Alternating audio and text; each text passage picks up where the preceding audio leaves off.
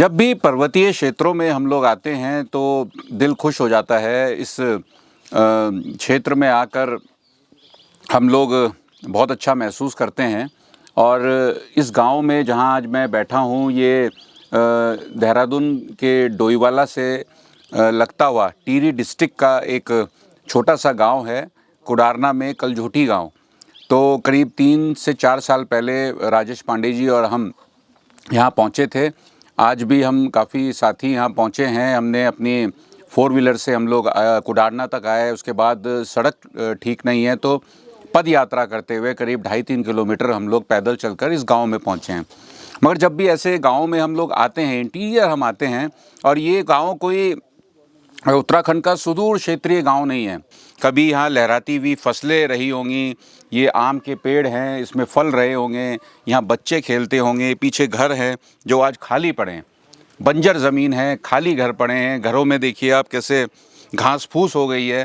तो पूरा गांव खाली हो गया है। करीब 15 परिवार यहाँ रहते थे, आज कोई परिवार यहाँ नहीं रह रहा है। इससे थोड़ा दूर 2 परिवार अभी यहाँ रह रहे हैं। और यहाँ पूरा झाड़ी के बीच में से होते हुए हम इस घर तक पहुँचे हैं। तो दुख होता है कि उत्तराखंड राज्य की जब मांग की गई थी तो क्यों की गई थी कि हम पहाड़ का विकास हो, मगर आज पूरा पहाड़ उतरकर देहरादून या हल्द्वानी की ओर आ रहा है और हमारे पर्वतीय क्षेत्र खाली हो रहे हैं। जो गांव हैं उसमें युवा जितने हैं वो रोज़गार के लिए बाहर गए हैं। कई गांव में बुज़ुर्ग बचे हैं, और जिन ऐसे गांव जिसमें मैं अभी बैठा हूं, जिसको हम घोस्ट विलेज बोलते हैं, जो पूरी तरीके से खाली हो चुके हैं। ये हमें सोचना होगा, सरकारों को सोचना होगा कि कैसे यहाँ वापस लोगों को लाया जाए।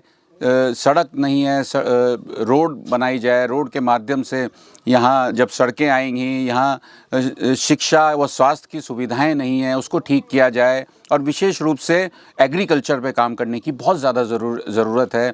जो बंदर हैं या जो जंगली जानवर हैं, जंगली सूअर हैं, उन्होंने पूरी जो यहाँ खेती है वो नष्ट कर दी है। इसलिए घर से दूर तो कोई खेती कर भी नहीं पाता है। घर के आसपास अगर खेती होती है तो पर्वतीय क्षेत्रों में होती भी है, उससे दूर खेती कहीं नहीं होती है।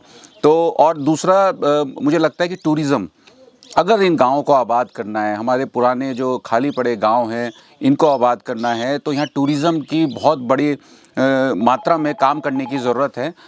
तो उम्मीद है, देखिए हम तो सिर्फ आपको दिखा सकते हैं। मैं आज इस गांव में आया हूं तो जब चले थे तो लग रहा था कि कुछ चेंज मिलेगा, मगर 4 साल बाद जो 4 साल पहले का जो इशू था वो आज बरकरार है।